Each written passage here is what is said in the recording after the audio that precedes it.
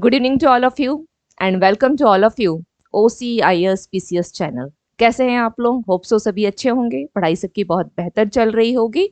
तो पढ़ाई को और बेहतर बनाने के लिए मैं भी उसमें थोड़ा सहयोग करना चाह रही हूँ। तो आज से आप लोगों की प्रीवियस ईयर्स जो क्वेश्चंस आते हैं प्रीवियस एग्जाम में, तो उसके लिए मैं पूरी एक सीरीज लेकर के चलूंगी। अभी हिस्ट्री का स्टार्ट किया है मैंने, ठीक है। आज से हिस्ट्री की क्लास स्टार्ट हुई है आप लोगों की, and it totally based upon previous years questions. ये पिछले विगत वर्षों में जितने भी क्वेश्चन आपकी हिस्ट्री से आए हैं, उन क्वेश्चंस को हम लोग देखते हुए क्लास को हम लोग आगे की ओर बढ़ेंगे क्लास में। ओके, इसके साथ और देखिएगा कि आप होता क्या है कि प्रीवियस ईयर से क्वेश्चंस आपके एग्जामिनेशन में पूछ लेता है। ऐसा नहीं है, कभी कभी तो डायरेक्ट क्वेश्चन उठा के दे देता है, और कभी इस तरह से होता है कि सपोज किसी क्वेश्चन के ऊपर तीन चार हम लोग फैक्ट्स को भी देख लेंगे क्या है, और उन्हीं में से एक क्वेश्चन को घुमा करके दे देता है, ठीक है। तो एग्जाम की जो स्ट्रेटेजी हम लोग तैयार करते हैं उसमें होता क्या है कि हमें 100%, मैं बार बार बोलती हूँ कि मैंने प्रीवियस क्लासेस में भी मैंने कहा है कि आप प्रीवियस ईयर्स की क्वेश्चन 100% करके जाएं। उसमें कहीं भी आपके लिए इफ बट की संभावनाएं ना हो। आपको जो न्यू टाइप्स के क्वेश्चन होंगे, नए प्रकार के क्वेश्चन होंगे कि और किस प्रकार से क्वेश्चन बन सकते हैं, इसे तो हमें देखना ही है ना। लेकिन इससे भी अधिक महत्वपूर्ण है कि जो क्वेश्चन विगत वर्षों में पूछे जा चुके हैं, हमें उसके ऊपर भी हमारी पूरी कमांड होनी चाहिए। कमांड किस रूप में? कि वो क्वेश्चन गलत नहीं होने चाहिए। अगर क्वेश्चन को कुछ इस प्रकार से पूछा है तो अगला क्वेश्चन किस प्रकार से पूछ सकता है, इसी क्वेश्चन को अगर घुमा के दे तो और किस प्रकार से हो सकता है कि इस क्वेश्चन में भी इसवी पूछ लिया है, तो अगर नेक्स्ट टाइम एग्जाम में किसने भाग लिया है या कोई सम्मेलन है तो ये सम्मेलन कहाँ हुआ है, कुछ इस प्रकार से भी पूछ सकता है। तो हम विगत वर्षों के क्वेश्चन को थोड़ा सा डीपली देखते हुए फिर पूरी एक सीरीज है इसकी, ठीक है। ये आज से स्टार्ट हुई है और ये सीरीज रहेगी आपकी जैसे पार्ट 1 पार्ट 2 इस तरह से आपकी ये ओनली हिस्ट्री की है अभी है। ओके, ओनली हिस्ट्री की। कमेंट सेक्शन में कुछ ऐसा भी है कि चलो मुझे और भी मतलब अदर सब्जेक्ट्स के भी करना है, तो उसके लिए भी विचार चल रही है। लेकिन वर्तमान में आज से जो है वो आपकी हिस्ट्री के लिए विगत वर्षों के क्वेश्चंस जो है वो चलाए जा रहे हैं हम। इसके साथ एक चीज और ध्यान रखिएगा कि क्लास में अब मेरा मोटो ये है कि मैं आप लोगों को पूरी की पूरी जितने भी क्वेश्चंस आए हुए हैं उस क्वेश्चंस पे पूरी क्वेश्चन आप लोगों को क्लास में ही याद हो जाए, फिर घर जा करके उसे देखना और रट्टा मारने की जरूरत ना पड़े। तो मैं बार बार जो क्वेश्चन पूछ चुके हैं उससे रिलेवेंट अगर कोई फैक्ट्स आते हैं तो मैं उससे भी आप लोगों से क्वेश्चन क्या होगा पूछ सकती हूँ, बता क्लास में बताऊंगी भी कि और क्या क्वेश्चन यहाँ से आ भी सकते हैं। तो इन सभी चीज़ों को देखते हुए, सही प्रकार के क्वेश्चंस को देखते हुए हम लोग क्लास को आगे की ओर लेकर के चलेंगे। हाँ, इसमें अगर आपको किसी प्रकार की कोई डाउट्स हो कुछ हो तो आप लोग मुझे कमेंट सेक्शन में जरूर कमेंट किया करें, ठीक है। और इसकी 100% गारंटी आप लोग क्लास को अटेंड कीजिए। आपका ये श्योरिटी मैं गारंटी लेती हूँ, अगर एवरीडे आप लोग बहुत कहते हैं ना कि बहुत अगर उस चीज़ के प्रति आप लोगों का एक डेडिकेशन है, तो क्वेश्चंस आप लोगों के यहाँ पे बिल्कुल 100% हिस्ट्री सेक्शन से क्वेश्चन आपकी कंप्लीट हो जाएंगे। कंप्लीट का सेंस ये है कि याद हो जाएगी, ठीक है। चलिए तो स्टार्ट करते हैं, देखते हैं कि फर्स्ट क्वेश्चन हम लोगों के पास कौन सा है।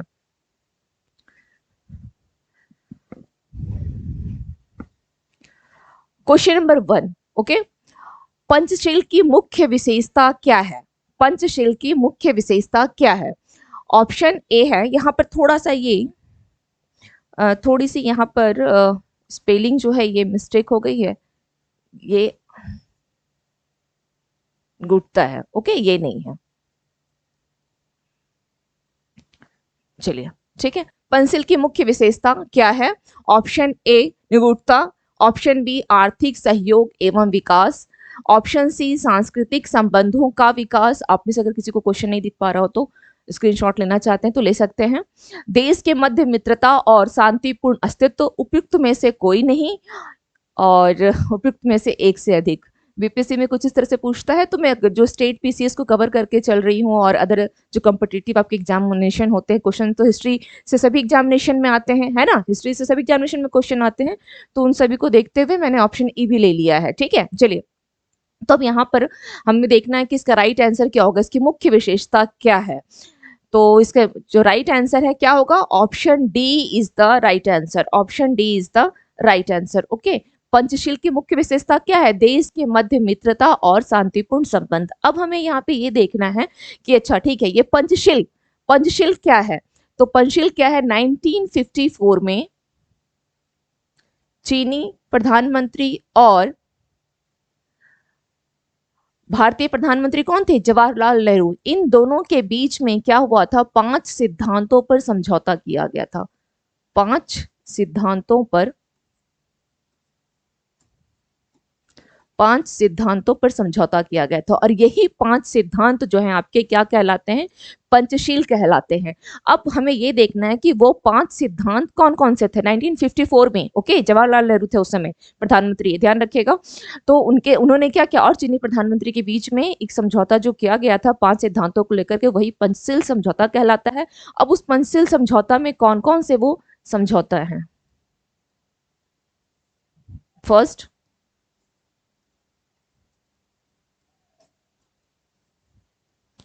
क्षेत्रीय अखंडता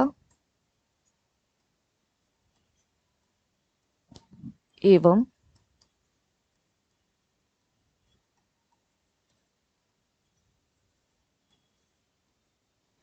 कौन सा है? क्षेत्रीय अखंडता एवं संप्रभुता का सम्मान। ओके, सम्मान या आदर, आप जो भी इसे लिखे, ये फर्स्ट समझौता है। इसी में मैं यहाँ पे दूसरा यहाँ लिख दे रही हूं, परस्पर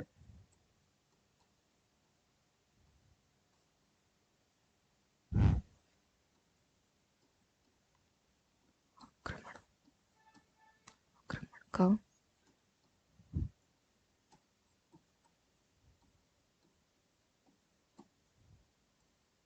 आश्वासन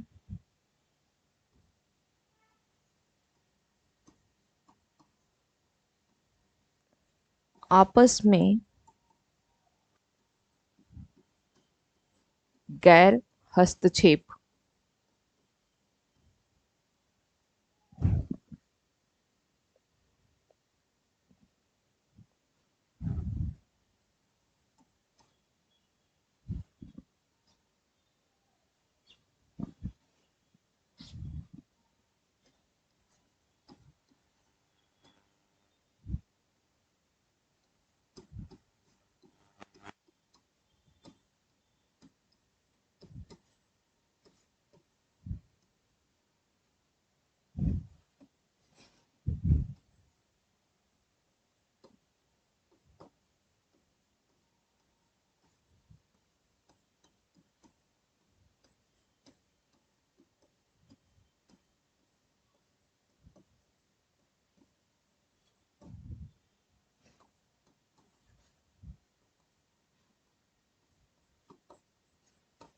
शांतिपूर्ण सहअस्तित्व।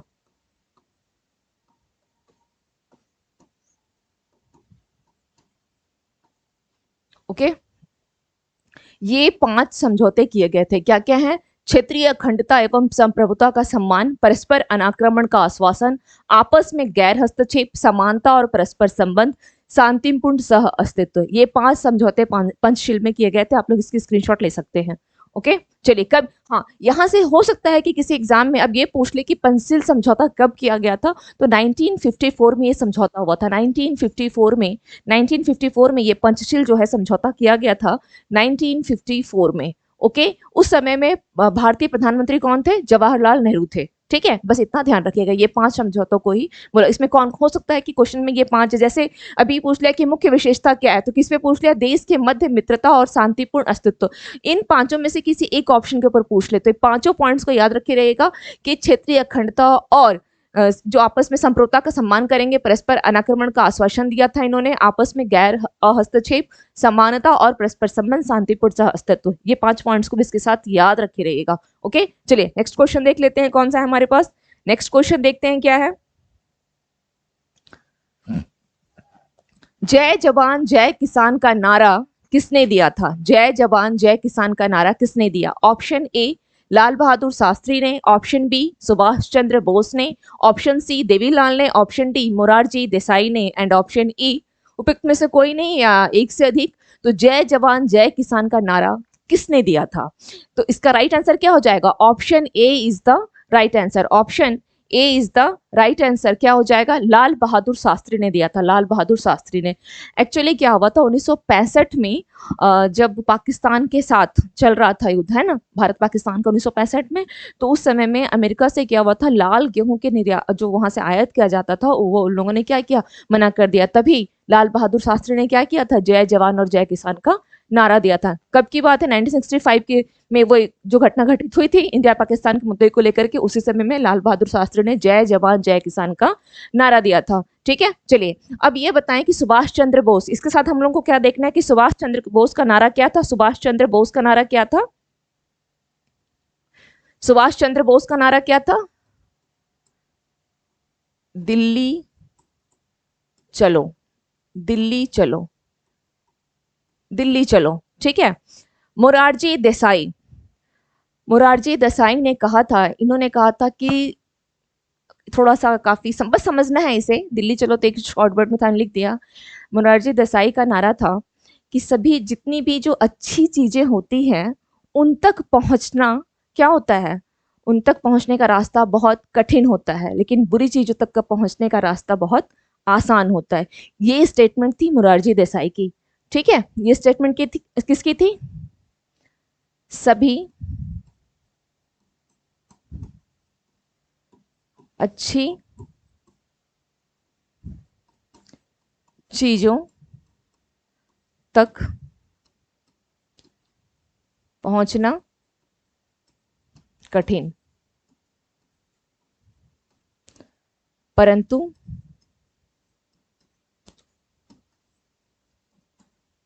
बुरी चीजों तक पहुंचना आसान। ठीक है, ये नारा किसका था? मोरारजी देसाई का। ठीक है, इसके साथ ध्यान रखिएगा कि ये 77 से 79 तक क्या थे, ये जनता पार्टी की सरकार में भी थे। ठीक है, किसमें थे? जनता पार्टी के सरकार में भी थे। इसके साथ एक चीज और ध्यान रखिएगा, मोरारजी देसाई का ये कोट है, ये मंजिलें बड़ी जिद्दी होती हैं, ये मंजिलें बड़ी जिद्दी होती है, हासिल कहाँ नसीब से होती हैं, मगर वहां तूफान भी हार जाते हैं, मगर वहां तूफान भी हार जाते हैं जहां कश्तियां जिद पे होती हैं। और इस कोट को जितने भी स्टूडेंट्स तैयारी कर रहे हैं हमेशा याद रखिएगा, है ना, कि मंजिलें बड़ी जिद्दी होती हैं, हासिल कहाँ नसीब से होती है, मगर वहां तूफान भी हार जाते हैं जहां कश्तियां जिद पे होती है। ठीक है, तो ये एग्जामिनेशन भी आपकी यही चीज है। रिश्ता किसके साथ है? मंजिल का जिद के साथ रिश्ता, और तूफान का कश्ती के साथ, है ना। तो जिद से क्या करना है? किस्मत को बदल देना है। ओके, चलिए नेक्स्ट क्वेश्चन देख लेते हैं।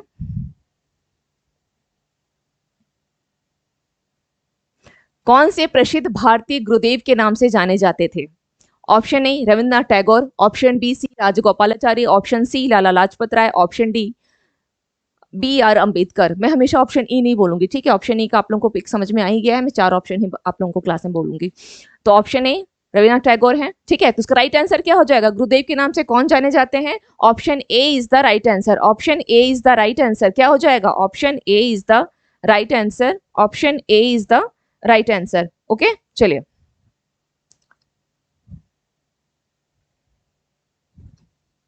रविन्द्रनाथ टैगोर को क्या किस नाम से जाना था है? गुरुदेव के।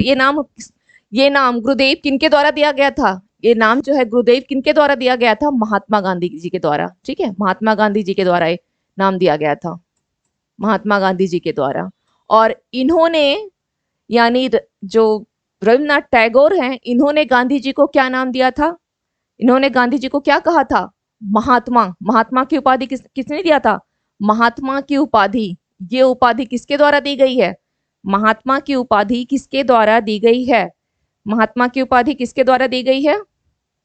तो ये उपाधि किसके द्वारा दी गई है? टैगोर के द्वारा। ठीक है, गुरुदेव नाम गांधी जी का दिया हुआ है और महात्मा की उपाधि टैगोर जी के द्वारा महात्मा गांधी को दिया गया है। ओके, चलिए अब सी राजगोपालाचारी का देख लेते हैं। सी राजगोपालाचारी को किस नाम से जाना जाता है? सी राजगोपालाचारी को, सी गोपालाचारी राजा जी, राजा जी। ओके, लाला लाजपत राय किस नाम से जाने जाते हैं? लाला लाजपत राय पंजाब केसरी, पंजाब केसरी। इसी क्वेश्चन को अगर किसी एग्जाम में देता है, सपोज डायरेक्ट क्वेश्चन है, टैगोर को ना दे करके इन तीनों में से किसी एक को दे देगा, तो क्या देगा? हम लोग चार ऑप्शन में केवल चार ऑप्शन यहाँ जो दिए हुए हैं, चार ऑप्शन के बारे में अगर हम लोग चर्चा कर लेते हैं तो फिर वो क्वेश्चन देगा कहाँ से, क्या पूछेगा, है ना? तो तैयारी ऐसी ही होनी चाहिए। मैं आप लोगों को एकदम गारंटी देती हूँ कि अगर आप लोग क्लास में डेडिकेशन के साथ एवरीडे क्लास को अटेंड करते हैं तो आपका प्रीवियस ईयर्स का क्वेश्चन हिस्ट्री सेक्शन का, चाहे वो किसी भी एग्जाम में आए, 110% है गारंटी कि आपकी वो तैयारी यहाँ से हो जाएगी। ओके, आप लोग रेगुलर लेकिन क्लास करें और जैसा मैं बताते चल रही हूँ, जितनी बार किसी चीज को रिकॉल कर रही हूँ उतनी बार आप लोग भी डेडिकेशन के साथ रिकॉल करें, डेफिनेटली आपका हिस्ट्री सेक्शन कंप्लीट हो जाएगा। ओके, चलिए, सी राजगोपालाचारी, लाला लाजपत राय, बी आर अंबेडकर को किस नाम से जाना जाता है? बाबा साहेब, बाबा साहेब। नेक्स्ट क्वेश्चन देख लेते हैं। नेक्स्ट क्वेश्चन, महात्मा गांधी अपना राजनीतिक गुरु, ठीक है, चलिए ये क्वेश्चन तो हो गया। Next question, question number 5, Simon commission पहली बार भारत आया था? साइमन कमीशन पहली बार भारत कब आया था? Option A 1926, option A 1926, option B 1928 में, ऑप्शन सी 1939 में, ऑप्शन डी 1942 में। तो साइमन कमीशन भारत कब आया था? इसका राइट आंसर क्या हो जाएगा? साइमन कमीशन भारत कब आया था? 1928 ईस्वी में। कब? 3 फरवरी 1928 ईस्वी में। कब आया था साइमन कमीशन? 3 फरवरी 1928 ईस्वी में। ओके, 3 फरवरी 1928 ईस्वी, 3 फरवरी 1928 ईस्वी, 3 फरवरी 1928 ईस्वी में यह भारत आया था। भारत आया था। इसका गठन कब हुआ था? भारत आने का डेट क्या है? ये भारत आने का डेट है। इसका गठन कब किया गया था? साइमन कमीशन का गठन कब हुआ था?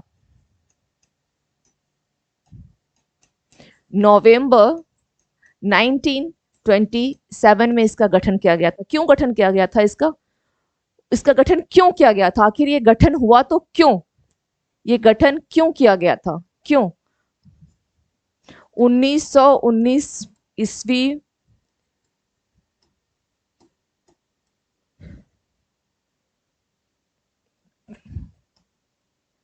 ईस्वी में जो अधिनियम बनाए गए थे उसके सुधारों की जांच के लिए।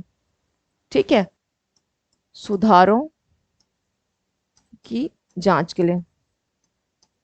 के लिए, साइमन कमीशन का गठन किया गया था, जिसका कि विरोध किया गया। इसका क्या हुआ? केवल विरोध ही विरोध हुआ था। ओके, चलिए नेक्स्ट क्वेश्चन देख लेते हैं। कांग्रेस पार्टी ने किस वर्ष पूर्ण स्वराज का प्रस्ताव पारित किया? कांग्रेस पार्टी ने किस वर्ष पूर्ण स्वराज का प्रस्ताव पारित किया था? कांग्रेस पार्टी ने किस वर्ष पूर्ण स्वराज का प्रस्ताव को पारित किया? तो किस वर्ष? ऑप्शन ए 1930 में, ऑप्शन बी 1929 में, ऑप्शन सी 1917 में, ऑप्शन डी 1911 में। इसका राइट आंसर क्या हो जाएगा? इसका राइट आंसर क्या होगा? इसका राइट आंसर हो जाएगा ऑप्शन पूर्ण स्वराज का, option B is the right answer. 1929 में क्या हुआ था? पूर्ण स्वराज का प्रस्ताव को पारित किया गया था। कब? 1929 में। कहां पर किया गया था? लाहौर में अधिवेशन हुआ था, है ना? 1929 में क्या हुआ था? लाहौर अधिवेशन। ओके, 1929 लाहौर अधिवेशन। क्लियर? इसका राइट आंसर बी है, लाहौर अधिवेशन। यहां से क्या क्या क्वेश्चन बनते हैं? 1929 में अधिवेशन कहां हुआ था? लाहौर में अधिवेशन हुआ था। अध्यक्षता किसने किया था? अध्यक्ष कौन थे इसके? अध्यक्ष कौन थे? नेहरू जी, जवाहरलाल नेहरू।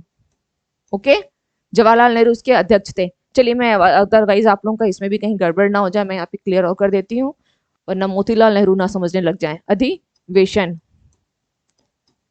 ओके, अध्यक्ष कौन थे? जवाहरलाल नेहरू।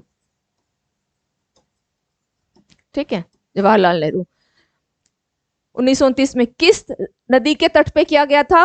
तो यह रावी नदी के तट पे हुआ था। अधिवेशन कब हुआ था? रावी नदी के तट पर,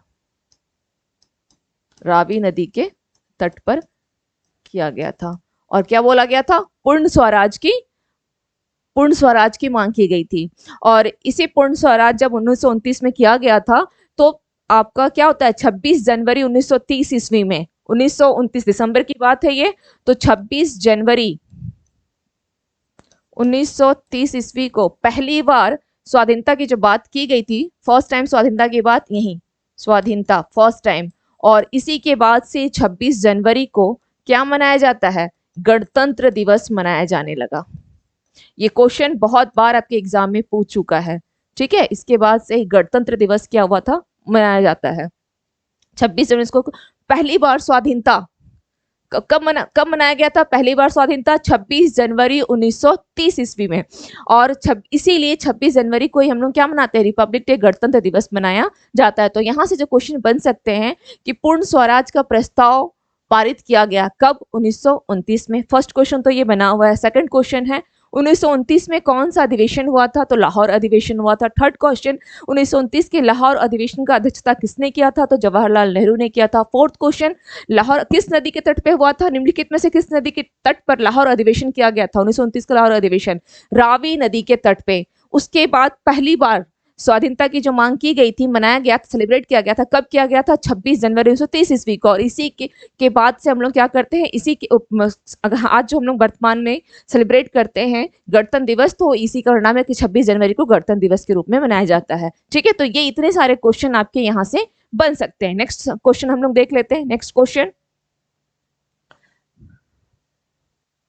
क्वेश्चन नंबर 6, कांग्रेस पार्टी ने, चलिए क्वेश्चन नंबर 6 हो गया। क्वेश्चन नंबर 7, वर्ष 1919 भारतीय इतिहास से संबंधित है।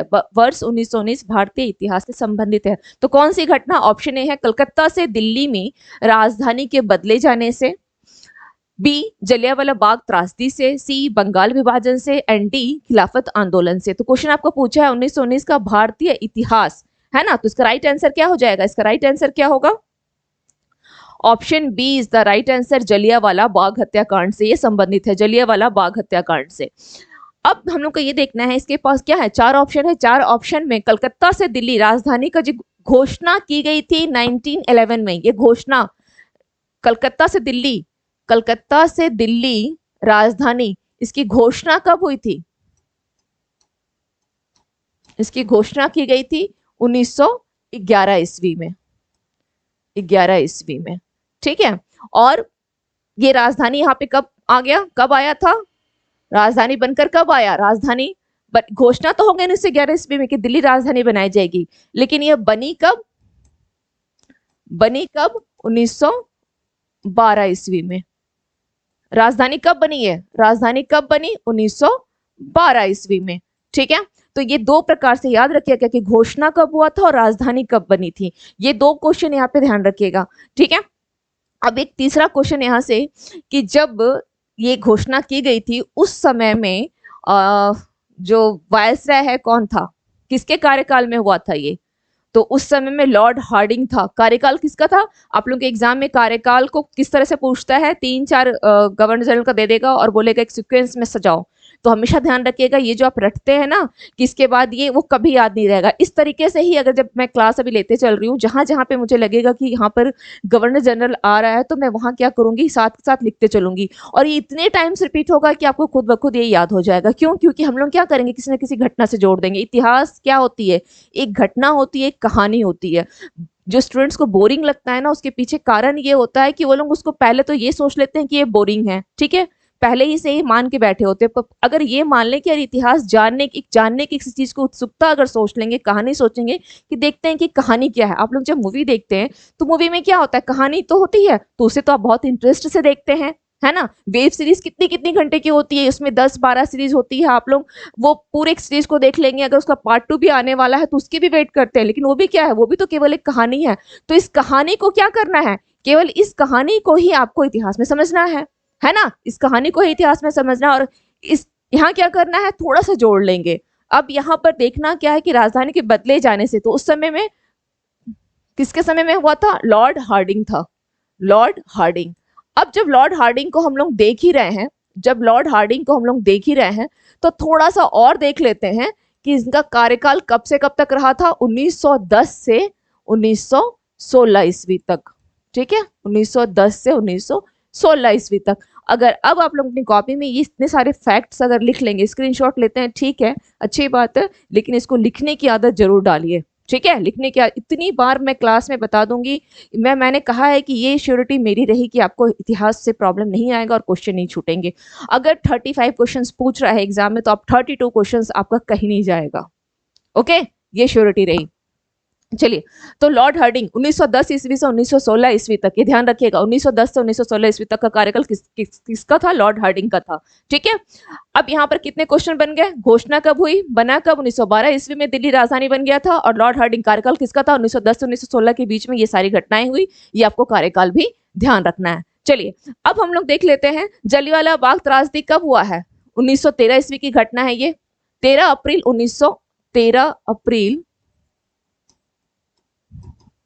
1919 ईस्वी। ओके, डेट याद रखिएगा, 13 अप्रैल की घटना है ये। बंगाल विभाजन 1905 ईस्वी।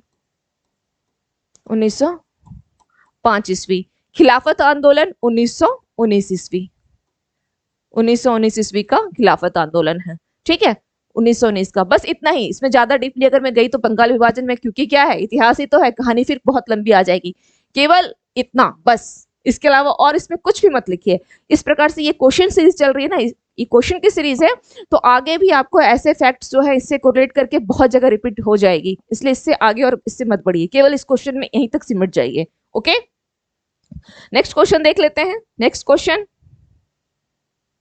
Question number 8। वंदे मातरम गीत के रचनाकार थे। वंदे मातरम गीत के रचनाकार कौन थे? Option A Bankim Chandra Chatterjee, Bankim Chandra Chatterjee. Option B Sarojini Naidu. Option C Rabindranath Tagore. Option D Jaishankar Prasad. Okay, तो इसका राइट आंसर क्या हो जाएगा? इसका राइट आंसर क्या हो जाएगा? इसका राइट आंसर क्या होगा? Option A is the right answer, Bankim Chandra Chatterjee. ये बाय मिस्टेक है, ठीक है, ये बाय मिस्टेक थोड़ा आ गया, कोई बात नहीं। इसको आप लोग, हाँ, बंकिम चंद्र चटर्जी किस गीत के रचनाकार हैं? वंदे मातरम गीत के। किस पुस्तक से लिया गया था? आनंद मठ से इन्होंने लिया था। ये किससे? आनंद मठ से। ठीक है, किससे? आनंद मठ से।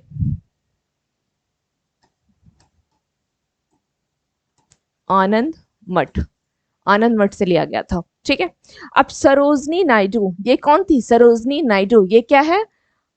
ये पहली महिला है, भारतीय महिला, जिन्होंने क्या किया था? भारतीय राष्ट्रीय कांग्रेस की अधिवेशन की इन्होंने अध्यक्षता की थी।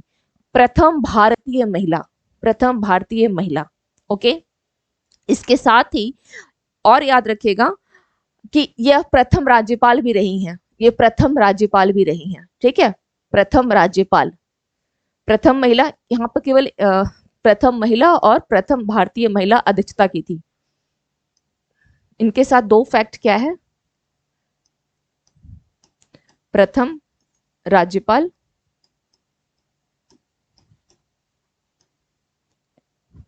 एंड सेकंड है ये भारतीय राष्ट्रीय कांग्रेस, भारतीय राष्ट्रीय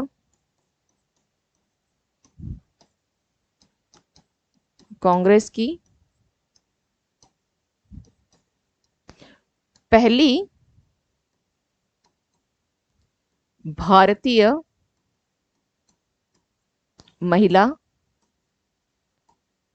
पहली भारतीय महिला अध्यक्ष। अगर भारतीय ना होकर के केवल अध्यक्ष पूछता कि प्रथम महिला कौन है तो एनी बेसेंट होती, लेकिन जो इसे यहां मत लिखिएगा, इसे आप लोग यहां मत लिखिएगा। एक्सक्यूज मी, बैटरी थोड़ी डाउन हो गई है, इसे मैं तुरंत चार्ज में कर रही हूँ। Just give me few minutes.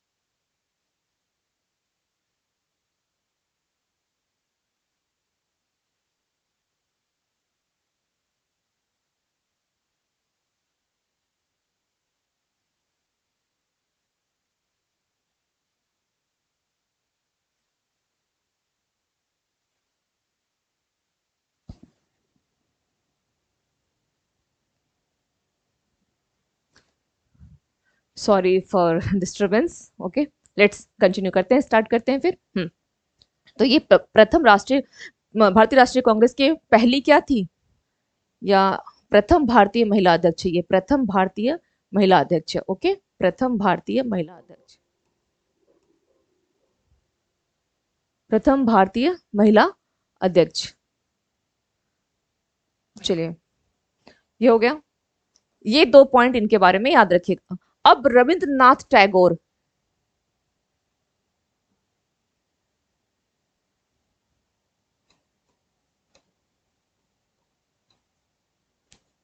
Jana Gana मन, ठीक है, राष्ट्रगान, राष्ट्रगान, राष्ट्रगान के लिए। ओके, राष्ट्रगान क्लियर। आप लोगों को क्वेश्चंस विजिबल हो रहे हैं कि नहीं? क्वेश्चंस विजिबल हो रहे हैं? एक मिनट।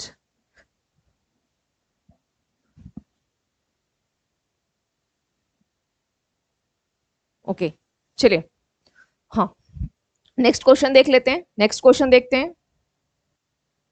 क्वेश्चन नंबर 9, पाकिस्तान के अलग राज्य आंदोलन का नेतृत्व किसने किया? पाकिस्तान के अलग राज्य आंदोलन का नेतृत्व किसने किया था?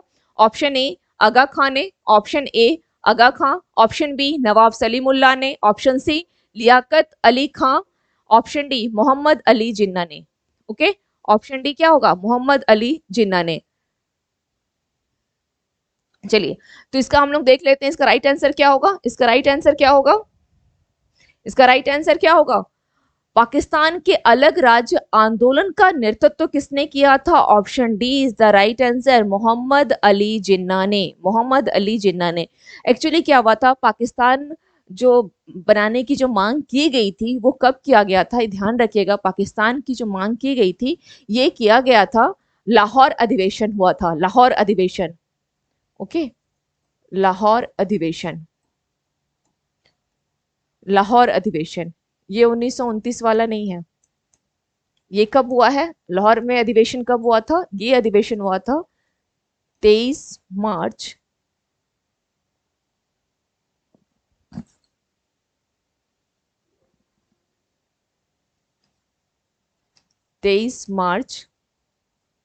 1940 में क्या हुआ था? लाहौर अधिवेशन।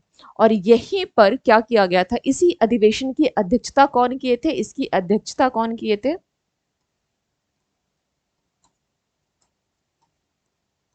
तो मोहम्मद अली जिन्ना, ये इसकी अध्यक्षता किए।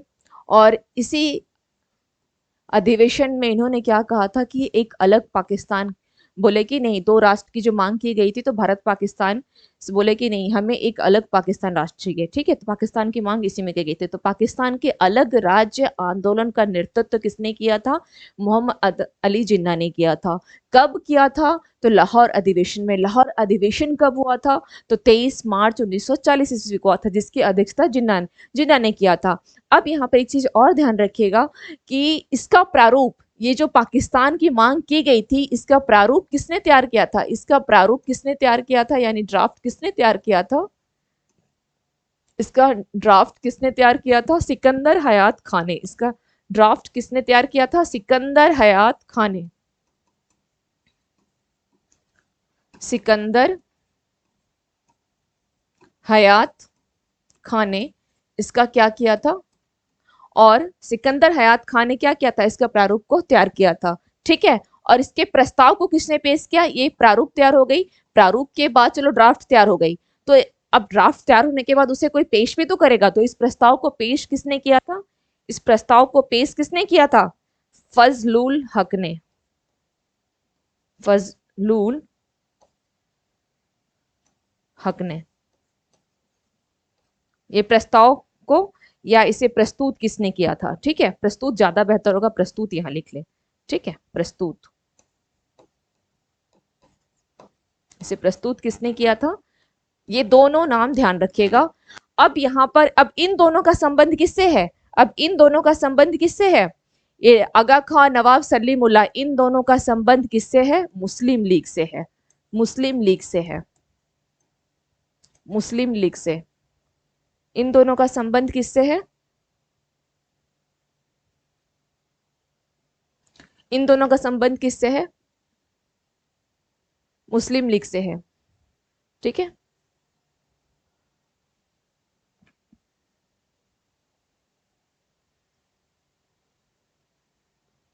इन दोनों का संबंध किससे है?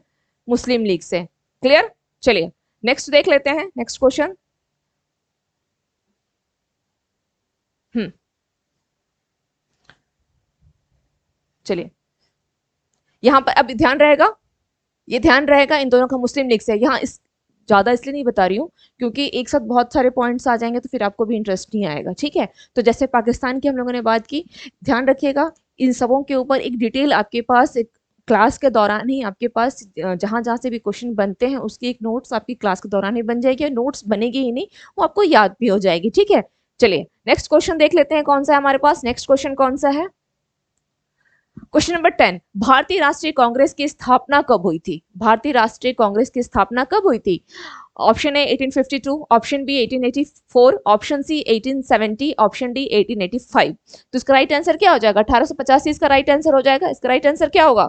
इसका राइट आंसर क्या हो जाएगा? 1885। 1885 में भारतीय राष्ट्रीय कांग्रेस की स्थापना हुई थी। तो अध्यक्ष कौन थे? इसके अध्यक्ष कौन थे? डब्ल्यू सी बनर्जी, है ना, उमेश चंद्र बनर्जी इसके अध्यक्ष थे। चलिए, लेकिन यहाँ पर अब ध्यान ये दीजिएगा कि हमारे पास 4 ईस्वी दिए गए हैं, 4 ईस्वी हमारे पास दिए गए हैं, तो हमें क्या करना है उन चारों के बारे में। 1852 में क्या हुआ था? बम्बई एसोसिएशन, बम्बई एसोसिएशन,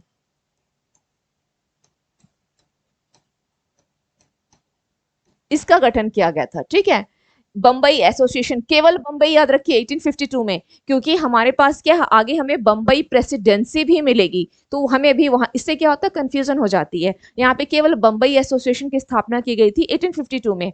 1804 में क्या हुआ था? मद्रास महाजन सभा,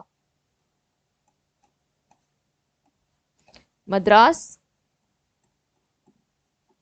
महाजन सभा, ओके, इसकी स्थापना हुई थी। पूना सार्वजनिक सभा की स्थापना कब हुई थी? 1870 ईस्वी में। पूना सार्वजनिक सभा की स्थापना, पूना सार्वजनिक सभा कब हुई थी स्थापना? 1870 ईस्वी में। ओके, बस केवल इतना ही, इससे ज्यादा और कुछ नहीं। चलिए नेक्स्ट क्वेश्चन देख लेते हैं कौन सा है। क्वेश्चन नंबर 11, कौन सा प्रसिद्ध भारतीय नेता सीमांत गांधी के रूप में जाने गए? कौन सा प्रसिद्ध नेता है सीमांत गांधी कहा जाता है? Option A Khan Abdul Ghaffar Khan, option B Abul Kalam Azad, option C Netaji Subhash Chandra Bose, option D Mohammad Ali Jinnah. तो इसका राइट आंसर क्या हो जाएगा? इसका राइट आंसर क्या हो जाएगा? कौन किस नेता को जाना जाता है? किस नेता को जाना जाता है? खान अब्दुल गफार खान को क्या कहा जाता है? सीमांत गांधी के नाम से भी जाना जाता है। ओके, चलिए नेक्स्ट क्वेश्चन देख लेते हैं। क्वेश्चन नंबर 12, द्वितीय विश्व युद्ध के समय ब्रिटेन का प्रधानमंत्री कौन था? द्वितीय विश्व युद्ध के समय में ब्रिटेन का प्रधानमंत्री कौन था? Option A Clement Attlee, option B Anthony Eden, option C Winston Churchill, option D Harold Wilson. Okay, ये 4 ऑप्शन दिए गए हैं, इसमें ये बताएं कि द्वितीय विश्व युद्ध के समय में कौन था? द्वितीय विश्व युद्ध के समय में कौन था? तो विंस्टन चर्चिल द्वितीय विश्व युद्ध के समय में ब्रिटेन का प्रधानमंत्री। क्वेश्चन ये पूछा है, चर्चिल था। ठीक है, चर्चिल, चर्चिल था। ओके, अब हमें देखना ये कि द्वितीय विश्व युद्ध कब हुआ था? द्वितीय विश्व युद्ध हुआ कब है? ये कब हुआ है?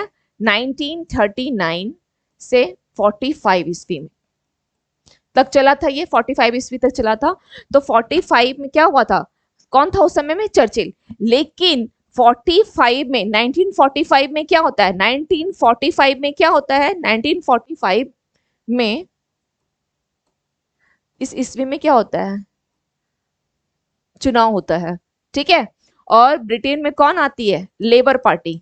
चुनाव होता है, लेबर पार्टी आती है। कौन सी पार्टी आती है? 1945 ईस्वी चुनाव, चुनाव होता है, चुनाव इलेक्शन होता है। इस चुनाव में चुनाव चुनाव होता है, लेबर पार्टी आती है, और लेबर पार्टी के कौन है? Clement Italy. उसके बाद ब्रिटेन का प्रधानमंत्री कौन है? Clement Italy. कौन जीतता है? लेबर पार्टी से कौन है? Clement Italy. ठीक है, और इन्हीं के समय में क्या होता है, इनके समय में क्या होता है, भारत आजाद। तो कौन कौन से आंसर मिल गए, द्वितीय विश्व युद्ध 1935 फर्स्ट, ये क्वेश्चन यहां से बन सकता है। ब्रिटेन प्रधानमंत्री, ये तो क्वेश्चन पूछा हुआ है, चर्चिल थे 45 तक, लेकिन 45 ईस्वी में चुनाव होता है। इटली जो है, क्लेमेंट इटली किस पार्टी से थे, तो ये लेबर पार्टी से थे। ये क्वेश्चन भी ऐसा आया हुआ है, ठीक है, किस पार्टी से, लेबर पार्टी से। ध्यान रखिएगा, अभी क्वेश्चन आप लोगों का जो स्टार्ट ही हुआ है, सीरीज स्टार्ट हुई है, तो आपको बहुत सारे ऐसे क्वेश्चंस और यहाँ पे मिलेंगे, और आपको इतना तैयार रखना है कि फिर आगे चल के दिक्कत ना हो। एक चीज और है, अगर आप लोगों को लगता है कि क्लास लाइव होनी चाहिए, तो आप लोग मुझे कमेंट सेक्शन में जरूर मैसेज कीजिएगा, मैं क्लास को लाइव स्टार्ट कर दिया करूंगी। ठीक है, चलिए, तो क्लेमेंट इटली, और उस समय में क्या हुआ था, इन्हीं के समय में भारत आजाद हुआ था। तो क्वेश्चन ये पूछता है कि भारत को स्वाधीनता जब मिली थी, उस समय में ब्रिटेन के प्रधानमंत्री कौन थे, तो क्लेमेंट इटली थे। ठीक है, चलिए नेक्स्ट क्वेश्चन देख लेते हैं। क्वेश्चन नंबर 13, टीपू सुल्तान ने अपनी राजधानी बनवाई, टीपू सुल्तान ने अपनी राजधानी बनवाई, तो टीपू सुल्तान ने अपनी राजधानी कहां बनवाई थी, option A Srirangapatnam, option B Mysore में, ऑप्शन सी बेंगलोर में, ऑप्शन सी कोयम्बटूर में। तो इसका राइट आंसर क्या हो जाएगा, option A is the right answer, Srirangapatnam में उसने क्या की थी, अपनी राजधानी बनवाई थी। ठीक है, श्रीरंगपट्टनम, टिप्पू सुल्तान की राजधानी कहाँ थी, श्रीरंग, और यहीं पर उसने जैकोबिन क्लब का भी स्थापना किया था। ठीक है, जैकोबिन क्लब की भी स्थापना उसने श्रीरंगपट्टनम में ही किया है। ठीक है, चलिए, और 1999 में क्या होती है, टीपू की डेथ हो जाती है। टीपू सुल्तान की डेथ कब होती है, इसकी डेथ कब होती है, 1799 में, 1799 में इसकी डेथ कब हो जाती है, 1799 में, 1799 ईस्वी में क्या होती है, मृत्यु हो जाती है। जब क्या होता है, चतुर्थ आंग्ल मैसूर युद्ध होता है, चतुर्थ आंग्ल मैसूर युद्ध होता है, कब होता है, 1799 में, और इसकी डेथ हो जाती है। खैर, चलिए, तो इसका राइट आंसर क्या हो जाएगा, इसका राइट आंसर क्या हो जाएगा, श्रीरंगपट्टनम। नेक्स्ट क्वेश्चन देख लेते हैं, क्वेश्चन नंबर 14, कला की गंधार शैली निम्न समय में फली फूली, ऑप्शन ए कुषाणों के समय में, ऑप्शन ए कुषाणों के समय में, ऑप्शन बी गुप्तों के समय, ऑप्शन सी अकबर के समय, ऑप्शन डी मौर्यों के समय में। तो कला की कौन सी पूछा है, गांधार शैली को पूछा है, गांधार शैली। तो ये इसका राइट आंसर क्या होगा, कुषाणों के समय में, कुषाणों के समय में इसकी। चलिए, आप लोगों ने बुद्ध की मूर्ति के बारे में सुना है ना, बुद्ध की मूर्ति का जो कॉन्सेप्ट आया था वो इसी समय में आया था, बुद्ध की मूर्ति, ये जो कॉन्सेप्ट आई थी, है ना, बुद्ध की मूर्ति, ये कॉन्सेप्ट इसी समय में आई थी। ओके, ये सबसे ज्यादा फला फला था। तो उस समय, और शासक कौन था, शासक कौन था इस समय, शासक कनिष्क। राजधानी कहां थी, राजधानी कहां थी,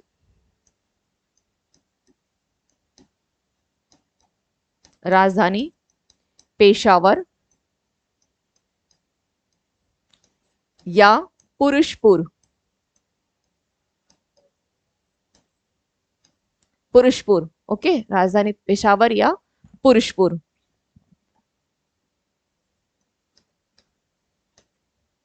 ठीक है, चलिए, और इन लोगों ने क्या किया था, कनिष्क जो थे वो महायान बौद्ध धर्म से, ठीक है, बौद्ध धर्म के किससे, तो महायान संप्रदाय से, महायान, इन लोगों ने क्या किया था, महायान संप्रदाय को माना था, महायान संप्रदाय। ध्यान रखिएगा, क्यों, इसका एक और चीज याद रखिएगा कि महायान में ही बुद्ध को क्या किया गया है, पूजा किया गया है महायान में ही। तो बुद्ध की मूर्ति अगर आई है, तो जो जाहिर सी बात, हम लोग क्या बुद्ध की मूर्ति की पूजा करेंगे। तो इसका ऐसे नहीं कि इसको रटना है, बस ऐसी बुद्ध की मूर्ति, मूर्ति महायान। ओके, मूर्ति महायान, ध्यान रखिएगा।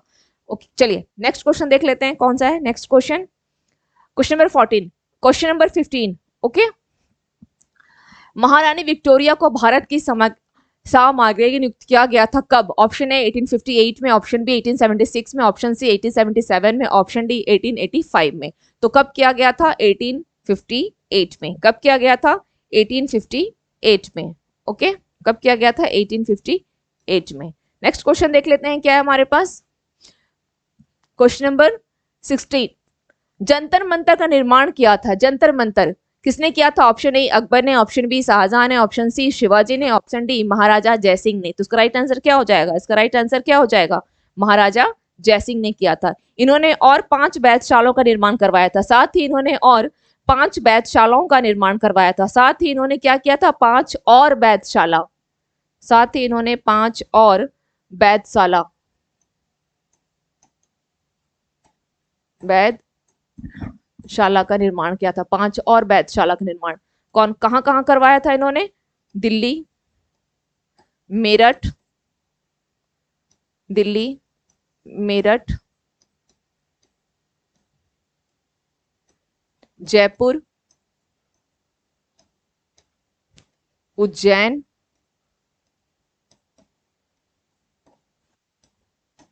बनारस, बनारस। ठीक है।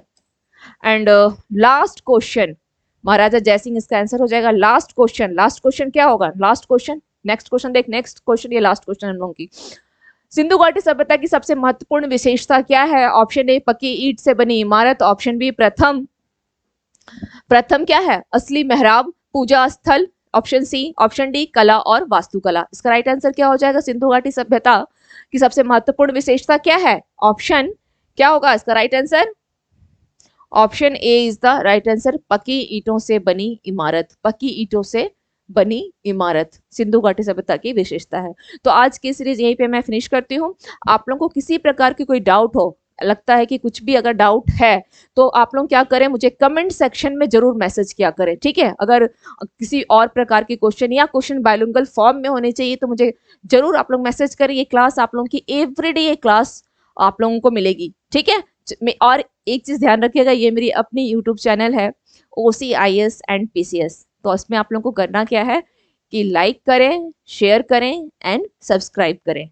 तो मिलते हैं फिर कल की प्रीवियस इसके क्वेश्चंस के साथ, एक नए सीरीज के साथ। Okay, thank you to all of you and have a nice evening.